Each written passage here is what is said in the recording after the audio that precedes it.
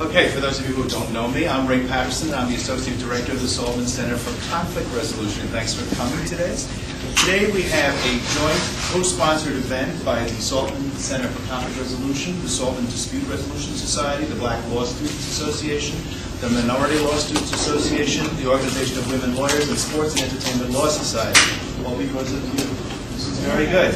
I'm happy to introduce to you Laverne Berry. Laverne has was a producer for many years before she went to law school, and she now has her own legal practice, and she represents people in the film and television industry, and she's a mediator and an arbitrator, all of these good things that make the Saltman Center folks very, very happy. She'll tell you more about what she does. That's the joy of her talk. But for me, this is a really sweet moment because I first met Laverne when I was in law school and we were in the same mediation clinic. And the professor at that clinic does the same thing that I try to do with my class. I try to warm them up the first night. And the first exercise we did was to get to know another class member and to introduce them to the class. And Laverne and I were paired. So it was my job that very first day of the mediation clinic when we didn't know what we were doing for me to get to know her and introduce her to the class. So I'm very happy to introduce her to you today, Laverne Berry.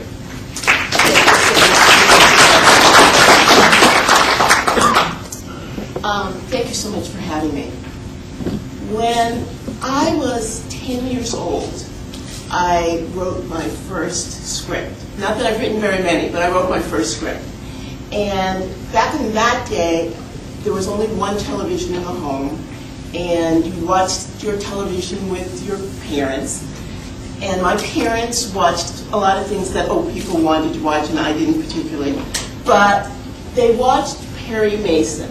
And Perry Mason, for those of you who don't know, was the longest running law drama show ever. Started in the 50s and it went through the 80s. And the Perry Mason show basically had one script. Somebody got murdered, Perry looked grumpy. His detective friend, Paul Drake, came over and talked with him, Perry looked grumpy. They went back to the office, he talked to his secretary, there were no administrative assistants then, Perry looked grumpy. Then he went to trial, and magically on the stand, he would look grumpy, grumpy, grumpy, and finally somebody would break down. So I thought at 10, I can write that. And I went about writing a script on, the kind of paper that you have as an elementary school kid. And I wrote out, Perry looking grumpy, whatever. And it took 8 pages. Which, if you were to read it through, it would take about 4 minutes. But I thought it was a wonderful script, and one day I would be making television shows. I didn't have any idea how complicated that would be, how many relationships would be formed, how many contracts would be needed, and how many problems could come up. So let me talk about just a few things. First, let's talk a little bit about the statutory framework for televisions and films in the entertainment business. On the federal level, you have the federal copyright law, and it defines what can be covered under the copyright law, and one of the things is something called audiovisual works, and that's what film and television is. And it also defines how people work under the copyright law on these kinds of projects. And one of the definitions in the statute is something called work for hire. And I just wanted to bring that up because I will be coming back to that as we go through this whole procedure. So at the federal level, you have copyright law. You also have trademark law. I know you can't believe it, but the logos and licensing for all kinds of things are actual federal trademarks. And when The Apprentice first started, Donald Trump actually got a trademark in "you're fired." In all sorts of categories. I mean, he could put it on clothes, he could put it on candles, he could put it on everything. Unfortunately, nobody wanted to buy "you're fired," so they never got made, and the trademark is now abandoned. There's also some state law concerns, because the rights to privacy and publicity are covered under state law. So you have the law, several levels of statutory law. But I like to say, and I'm sure Professor Bruno will be happy to hear this, that contract law is really entertainment law, and entertainment law is really contract law. And the reason that that's so is because you have to create various relationships for people to be able to do things. And on the screen you'll see some of the lists of the types of contracts that would go into any film or television program. And that's not an exhaustive list. And all of these are negotiated with various terms and various points. And although we work very, very hard to try and capture everything in our contracts, sometimes things go wrong. So let's talk about that. Let's make a film. I'm going to use as my model today the fact that I'm making an independent feature. And since I'm up at the front of the room, I get to be the producer. And I'm going to talk about it in terms of production in the United States, because as hard as it would be for us to believe that in other countries they have somewhat different structures to what kind of rights you can acquire and how you can acquire them and how you can give them to others. And so we're going to talk a little bit about what can go right and what can go wrong in an independent feature. The first agreement that I end up working on is something that's called the option agreement. And the option agreement is the idea of, I'll pay you very little or no money now, and if things go really well, you'll make a lot of money. It's the kind of agreement that has limited terms. And the reason that it has limited terms in it is because there are a lot of transaction costs to negotiating a full agreement with someone. And because you never know whether it's going to go forward, you don't actually go through all of that. You say the kind of basic deal points, and then you say, and all other terms will be as standard in the industry. As standard in the industry has brought up more conflict than I'd even like to think about. But that's what happens, and this is traditional, and this is basically the industry standard of how to get something started. So let's say I have a cousin, and before she went to law school, my cousin wrote a novel, and she sent it out to some publishers and got a whole bunch of rejection letters.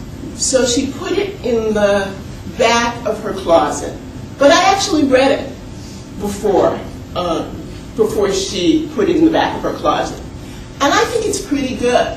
And so I'm going to make this film, and I go to her and I say, you're my cousin, this isn't going anywhere, I'd like to option it, I don't have very much money, can I give you $500 now, and if this really goes into production, I'll pay you a lot more. And my cousin, who's not doing anything with this novel, says yes. And I'm happy, because I'm on my way. And I move on to the next step. And the next step is pulling together a writer's agreement. Now, I know you probably all heard about the writer's strike and about how they settled the strike. And the writer's agreement basically is the make me a script. whoops, and it's, let me just go back one little piece. The writer's agreement basically says, make me a script, let's put all the deal points on the table, and that might be how much money I'm going to pay you, or how long you have to write it. But most of what happens in a writer's agreement is covered by the fact that the writer's agreement has a collective bargaining agreement. They have a union. You know about the union because the union went out on strike. And so a lot of the terms of the agreement is already embodied in that collective bargaining agreement. And so I would negotiate with the writer for additional terms on top of that collective bargaining agreement. And I would always put in language pretty much like this. And this language basically says, and this is the language that is necessitated by that work to hire clause that I pointed out earlier in the copyright law. And this language basically says that everything, you're doing this for me. I'm paying you, and you're doing it for me, and everything that you come up with out of your creative brain, I'm going to own when we go forward. So I would do that kind of agreement with a writer. And having gotten that agreement put together, I would move on to my next contract, which might be a collaboration or a co-production agreement. Before Ray and I were together in the clinic, I went to a graduate school for radio, television, and film. And one of my friends from that school experience is now a film and television director. So I might go to him and say, let's combine our forces together and let's do this project together. And he's a very good director. He's gotten money before to do things. So we go about trying to put together a contract that works for us. But unlike the WGA agreement, the Writers Guild agreement, that has some basic clauses that have come up through collective bargaining, in a co-production agreement, there's nothing like that. You can assign rights and responsibilities however you want, however it seems like it makes sense. So my director friend and I divvy up what we're going to do. We're going to look for money, we're going to look for talent, we're going to do all of this stuff. But he actually takes a look at the writer's script and says, I think it needs something. I don't exactly know what it needs, but it needs something. So I think it needs something too, and maybe I'll hire a second writer to do a little rewrite. So I hire a second writer. We now have a script that's great, although the second writer introduces something that wasn't in the original novel. The original novel was kind of an action adventure thing, and because I live in New York and so does my cousin, the end of it was a big fight out on the Brooklyn Bridge. But the second writer decides to put in a little extra backstory. And the extra backstory is that the male lead has a male friend, and the male friend falls in love with the female lead. So, like it. Have the same kind of clause in it, the results and proceeds clause, and off we go. And the director and I are off to do what needs to be done next, which is to find some money. Now, there are lots of places that you can find money, and they have lots of different contract needs.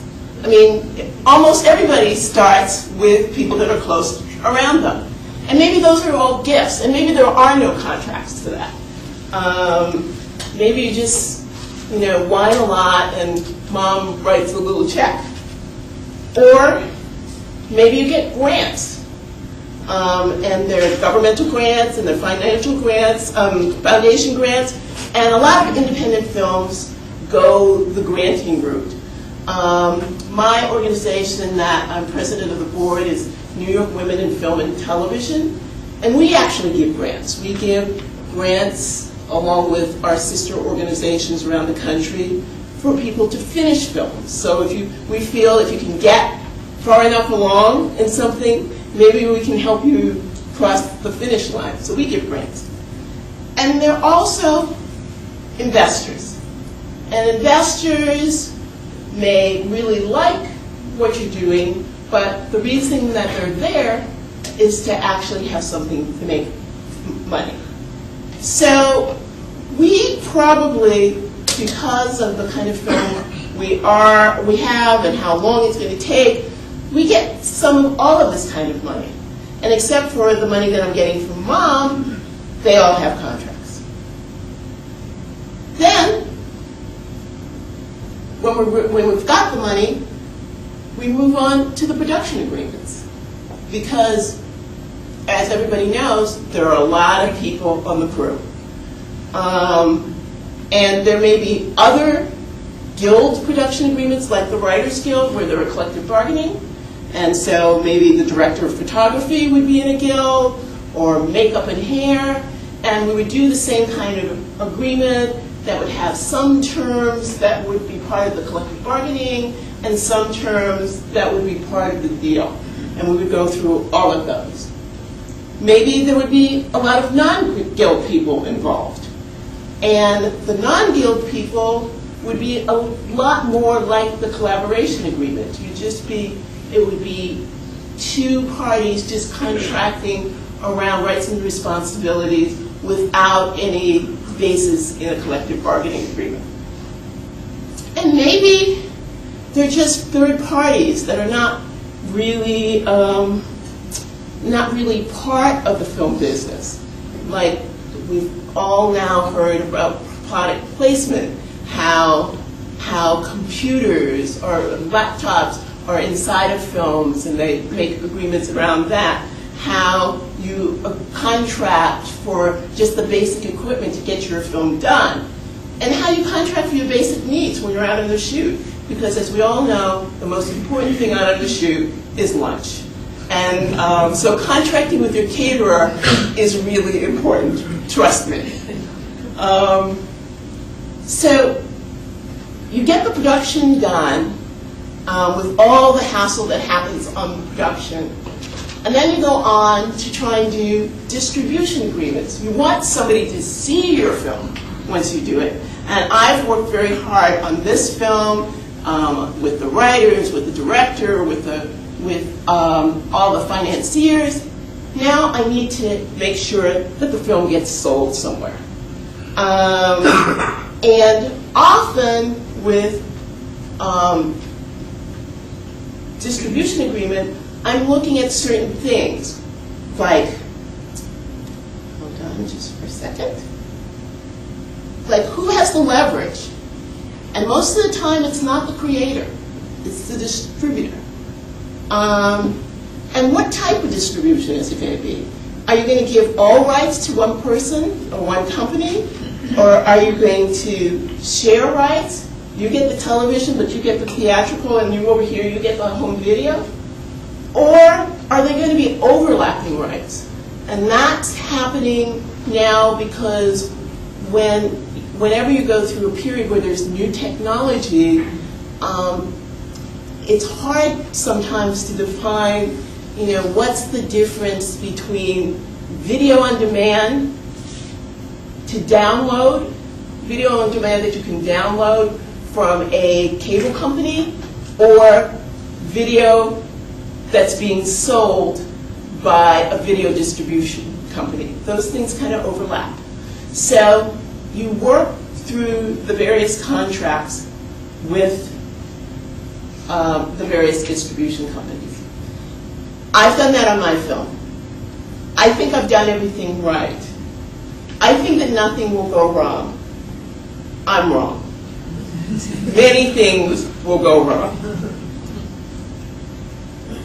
I called my talk Alternative Dispute Resolution in the Entertainment Industry, and I included both mediation, which is a voluntary process where people with disputes come together and try and solve those disputes, and arbitration, which is a private process also like mediation. It used to be more informal.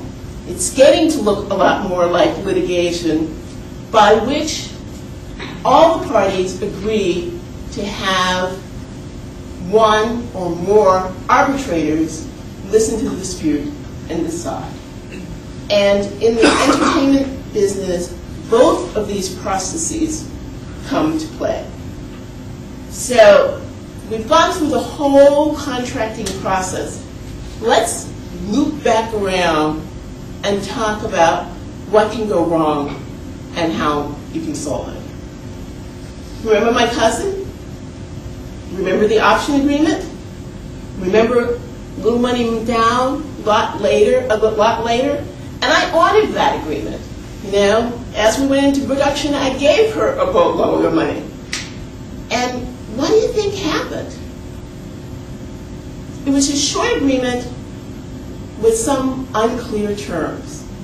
And we were relatives, and we left maybe more things unclear than perhaps we should have. There were unarticulated opportunities and concerns. And one of that unarticulated opportunity or concern was the fact that maybe the storyline would change along the line. So now my cousin, because there's been so much great press about the fact that I'm doing this movie, actually has a publishing deal and actually wants to go forward and bring out the book. The problem is she wants to include the love story. Who does that belong to? Me. It was a changed circumstance from when we first went forward. And so, how do we resolve that? Well, in these kinds of agreements, where there are so many terms that might not have been put in because there are so many things that people didn't anticipate, I really think that and the fact that we actually have a relationship leads us to think, my PowerPoint has a mind of its own, that mediation is a really good way to go forward. Because there's lots of things that can be put on the table, and that's where mediation is really great. I mean, my cousin wants to include the storyline that I own. I might want my cousin to work with the publisher to actually offer something called first serial rights, which is, you know, when you see excerpts of books in the New Yorker or other magazines, those are first serial rights. And I would completely love it if those first serial rights came out right before the movie. And there's lots of other things that we can talk about. Sharing the look of the book, the cover, all these things that we didn't talk about way back when we were doing the Oxford Agreement. And so there's lots of ways to get down to the needs of each party below the things that were written in the contract.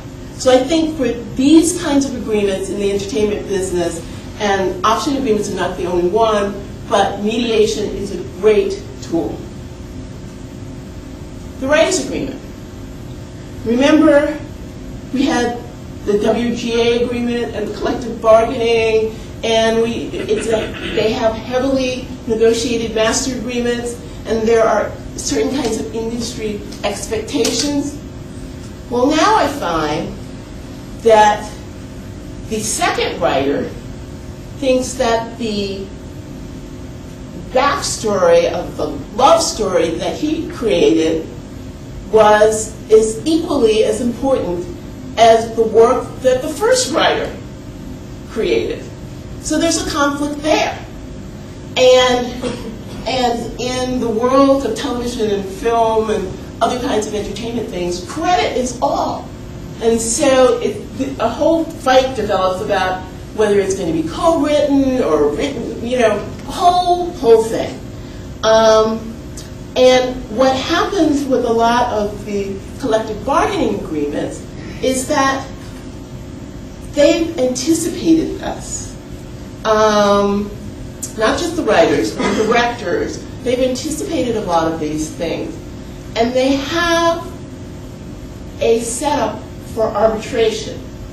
And because the industry knows that and accepts it, and it's kind of well worked and has worked for a long time, in a situation like that, I would turn to arbitration to settle that dispute. The great thing about this is that everybody knows that it exists, and everybody knows how it works. So there is a industry expectation for that. And the scope of it is really small. It's all about credits. There are not necessarily other things that can be brought to the table there. Moving on, let's talk about the collaboration co-production agreement that I did with my director.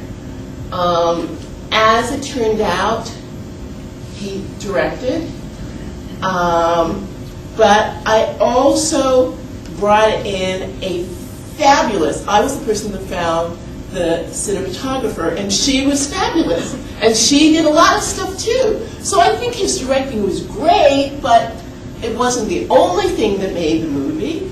And even though he and I had known each other for a really long time, and we had a relationship, there was the business aspect and the creative aspect. And I ended up finding a lot of the financiers. So if I had found the financiers, he wouldn't have had the chance to be creative, and who trumps what on that? There's also there were other roles that the two of us worked on. And not all those roles were captured in the collaboration agreement. Because although we were trying to be very conscientious, I didn't know that I was going to end up dealing solely with the distributors, and he was going to end up dealing solely with the web designers. And, there was those kinds of things. And there were some changing expectations, because as the movie went along, things happened and things changed, and that's the way it is. So in a situation like this, where there are kind of all of these extra things, and often, in my example it wasn't this way, but often projects like this take a long development time. I mean, you've seen those award shows and people clutch their statues and they say, "This is so great, I've been working on this for 8 years. I've been working on this for 15 years. And when there's a long development time for something, people really get invested in it. And they really take it on, even though they haven't done everything, take it on as their own. So I think that although arbitration is really common in this type of agreement, mediation really works very well.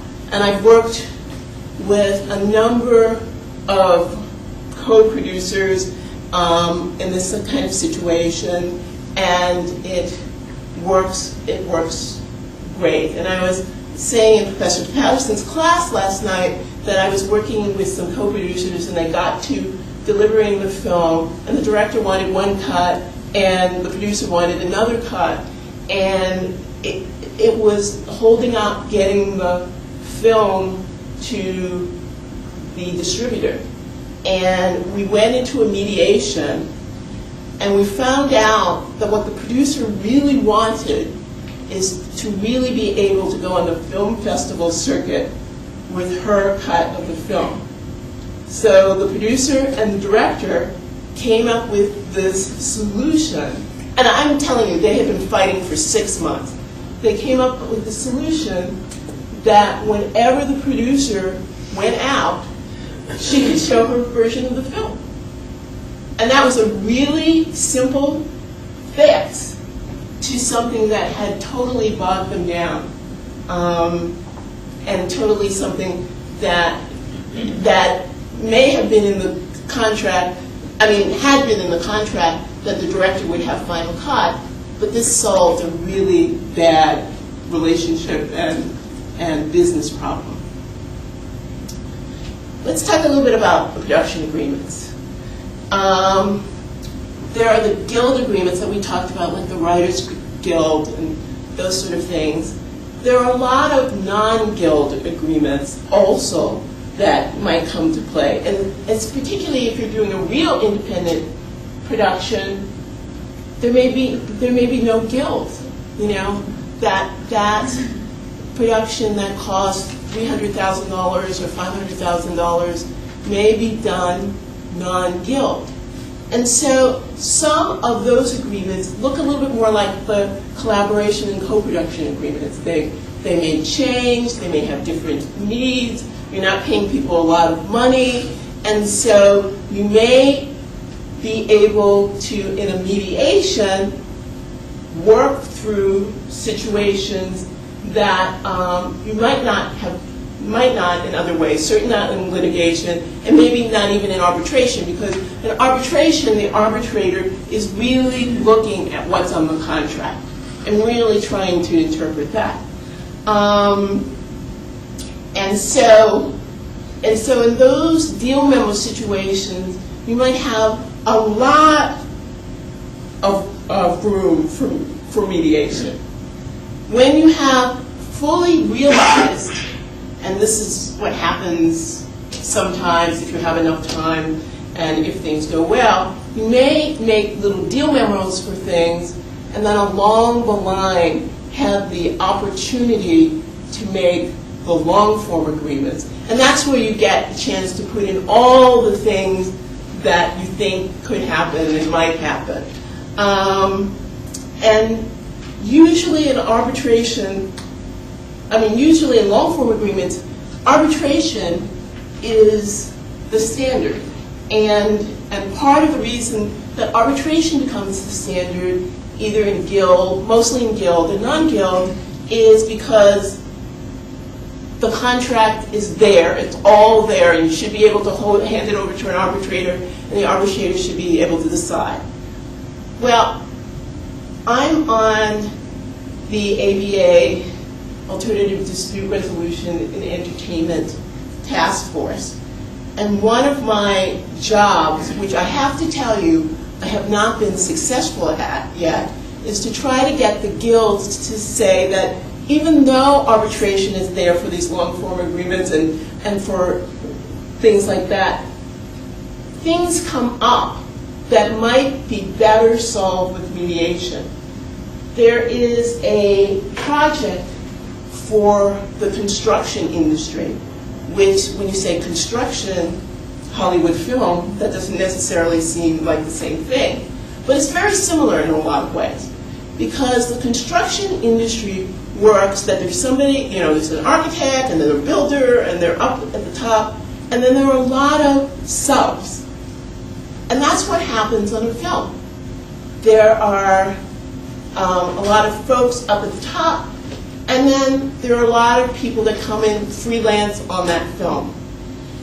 And this construction project is situated in such a way that there are named mediators, and when something comes up at the construction site, or when the blueprints are being circulated, or when there's some kind of problem, those named mediators mediate right then and there. And I think that in some production situations and in some guild situations, we'd be able to do the same thing. We should be able to have a group of mediators, and they can go right out there and do it right then and there, and not have things wait for arbitration way down the line. With the finance agreements, there are a couple of different things also. Gifts, there are no contracts. Mom just gave you money. But sometimes people get bent out of shape just the same. Not because you lose the money, because Mom expected you to lose the money, but because you actually did well. And so, money is coming in hand over fist. Mom is not getting any of that money. Or you're taking, I'm taking my boyfriend to the Oscars, not Mom. And Mom has seen on the Oscars people coming with their moms. So there's ways that even gifts can kind of fall apart. And again, because of the relationship and all of those things, mediation can really help there. With the idea of grants and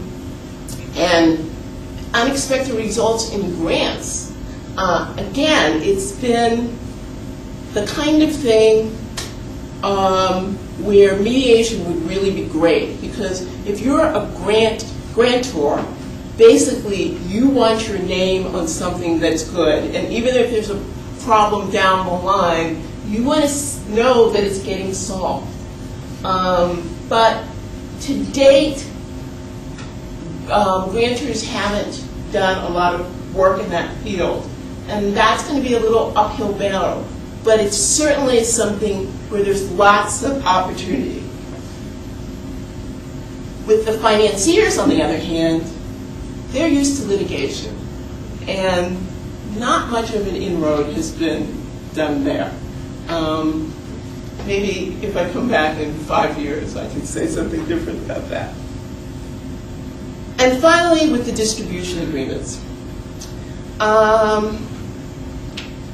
Often it depends on what type of distribution is being done. If it's all rights, you may have some issues.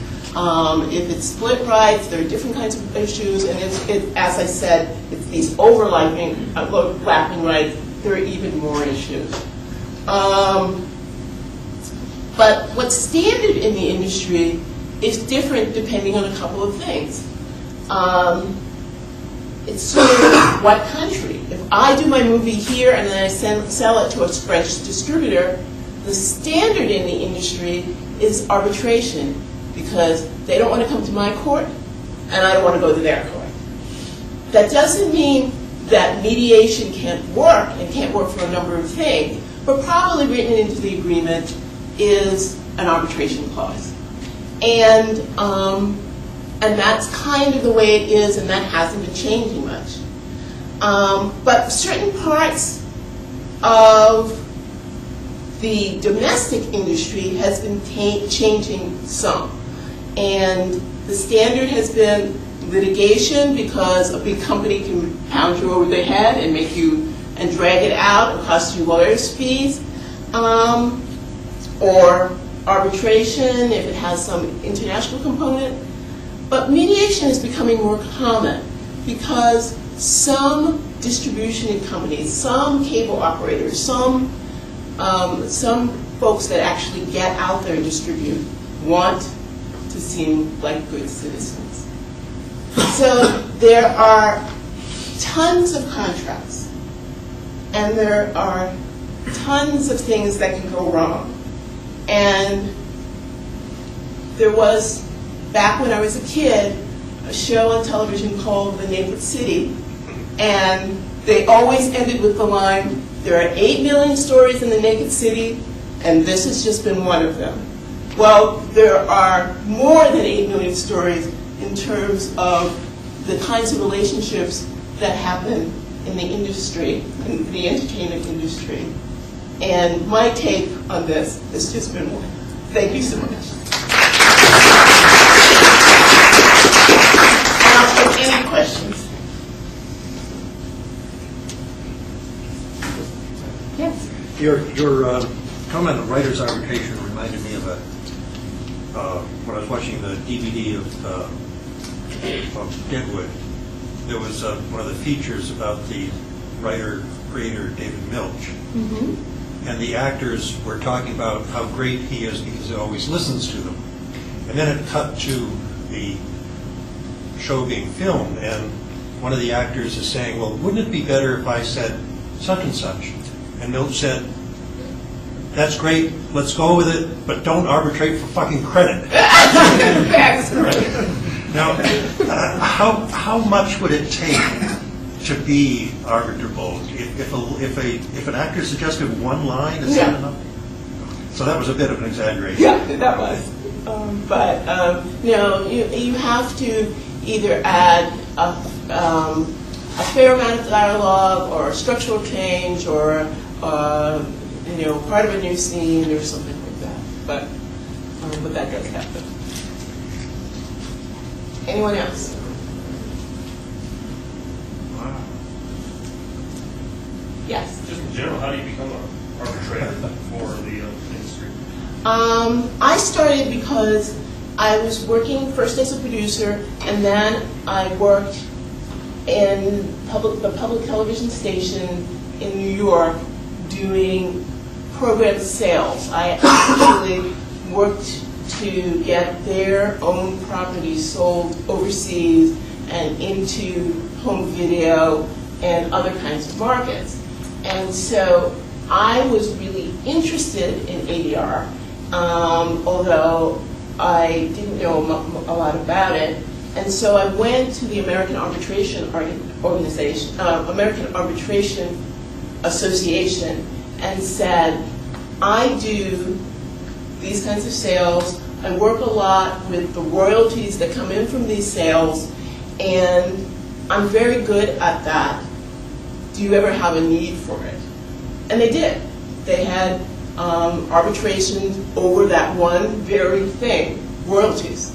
And so I started out being an arbitrator who, even though I wasn't a lawyer, who worked with that issue, and then moved on and moved on. So there are a number of different groups that do arbitration and mediation, and if you're interested in it or you have a particular skill, you can kind of present yourself and say, I can do that. And in my case, they listen. Yes? I'm interested in the writer's interest and how you ultimately resolved. Was this a hypothetical or a real? Yeah, this was a hypothetical. Well, what if the first writer had said, absolutely no, I do not want a love story as part of this. That's not the way I wrote my story. And it was, just this informal agreement that didn't spell out that sort of thing. Oh, you mean the option agreement, the person who had the novel? Right. It would have depended. That's a really good question because it depends on the agreement that was signed. There's certainly a novelist could say in that option agreement, and it could be spelled out that you have to adhere to the novel. There can't be more than X% changes. That's not usual, however. But it could certainly be negotiated that way. But how would ultimately you resolve the interests of the two writers then? Would that be something that you would mediate? That is what's standard in the industry for that is that you would arbitrate, that you wouldn't mediate, because they have this particular thing about credit, and that's usually, and as part of the deal, we would have already paid them. But there may be other things that are totally off the contract that you might want to try to mediate. That's something that the guilds are really resistant to doing, because part of what the guilds stand for is that like people will be treated in the same manner. And so it's really an education process to be able to say they don't have to be. I mean, there's really, if in this particular situation we do the credit arbitration the way everybody expected, but we figure out other things to do that would be useful, like taking one of the writers on the press junkets and they could get more publicity or something like that. Lots of things that are off the contract. It shouldn't be so in a box that you can't mediate those things. Yes. Is the acting guild and the artist contract similar to the writing? Yes, the acting guilds and all of the others are very similar in that way to the writers. Although I've been speaking with AFTRA, which is the acting guild that covers television performers, and they are just starting to wrap their head around the idea that maybe for AFTRA members who work like in news or not one-off situations but long-term situations, there may be a way to do certain kinds of mediations that would be helpful, and they wouldn't affect the rest of the guild. That's it. Well, thank you very much. Thank you.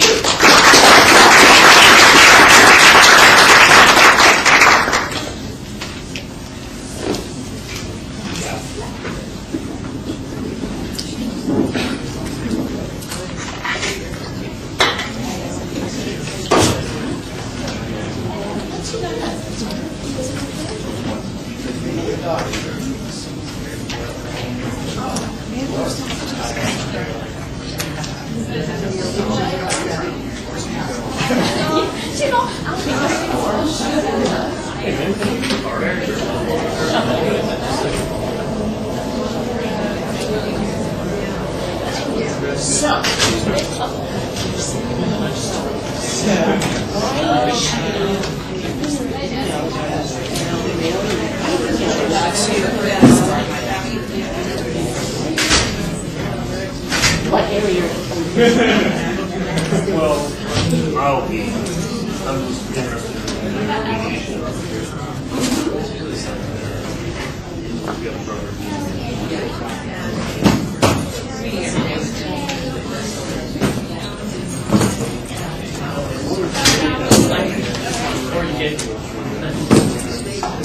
It's called New York Women in Film and Culture. Is that where you're New York, yeah. It's really it started out to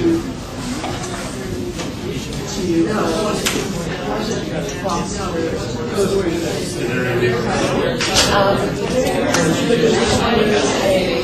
chapter here in Las Vegas, and a chapter in Los Angeles, Palm Springs.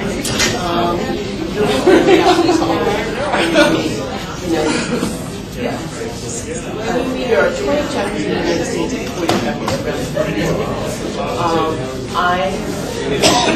So, great. I was thinking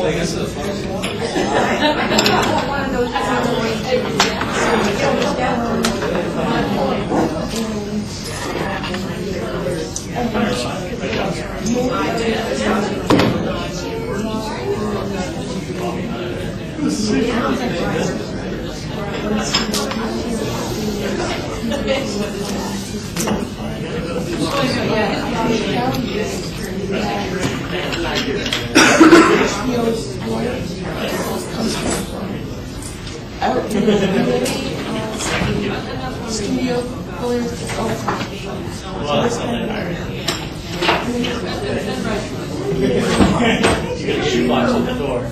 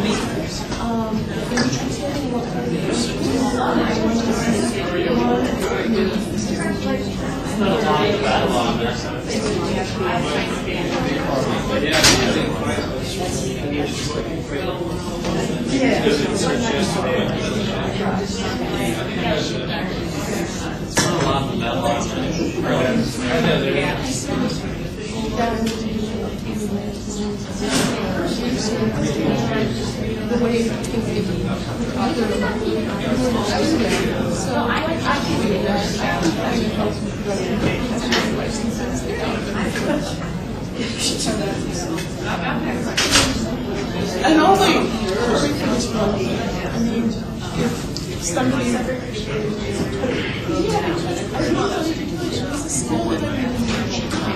so, I really cannot help you with your contract to buy a house.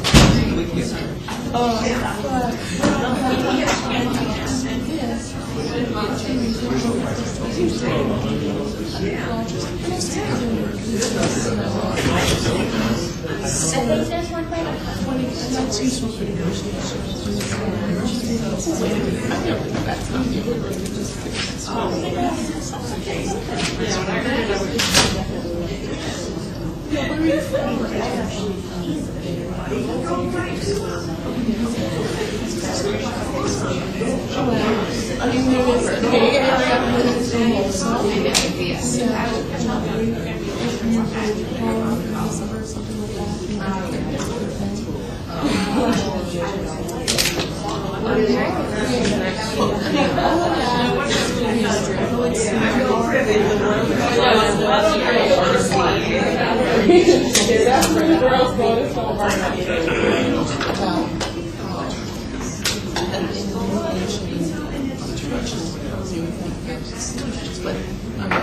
but to anticipate what might go wrong,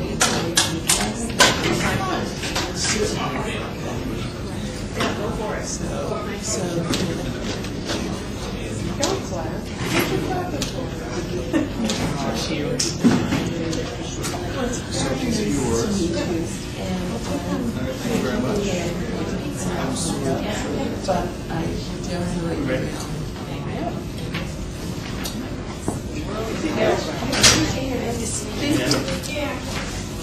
This is Mary Laverne. She's our IP. Chinese name in the world. covered a lot of materials. And then to do it in a short amount of time. It was really. Oh, I'm glad it was clear. I'm going to find restaurant. And you know, how good about this when it's just so disparate. I'm actually going to go through the entire process. But you did, you're very selective. Shall we go? Yes. I'm going to stop in the ladies' room. Okay, I'm good.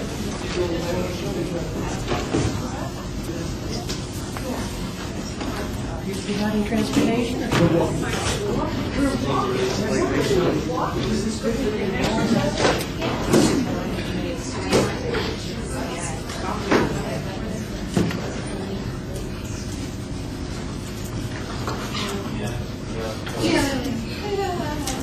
Yeah, use it.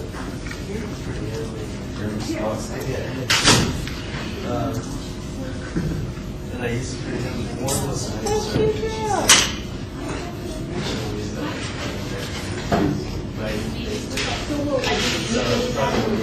We don't know yet, we just know he was a girl. Of course. So we don't know. And he was fine until his mother committed suicide at the age of 20. That's all we know. Over keeps it true.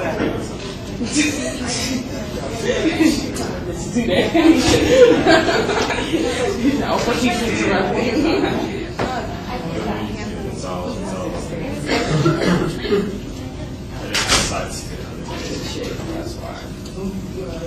He said that the computer he was fine. He didn't know he was going to kill himself. That's it.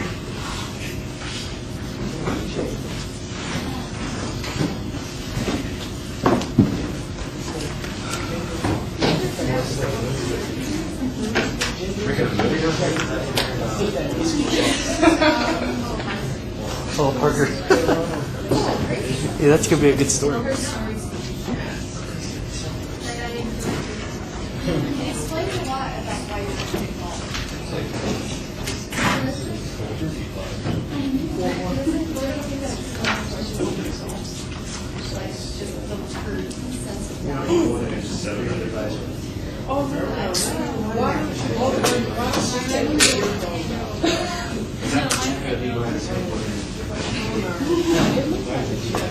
I want you to see this. Yeah, right there.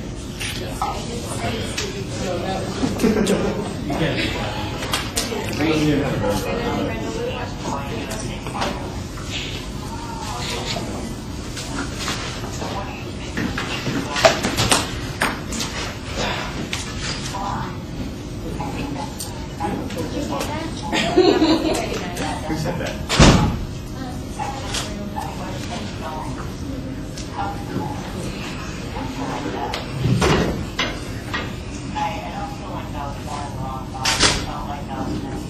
Is that Paul Parker?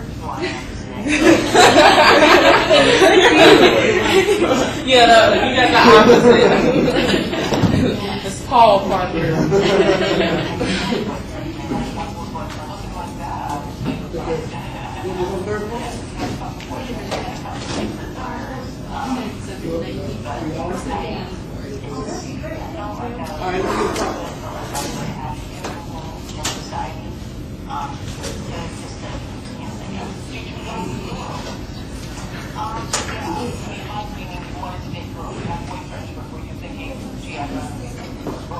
Yeah, I think.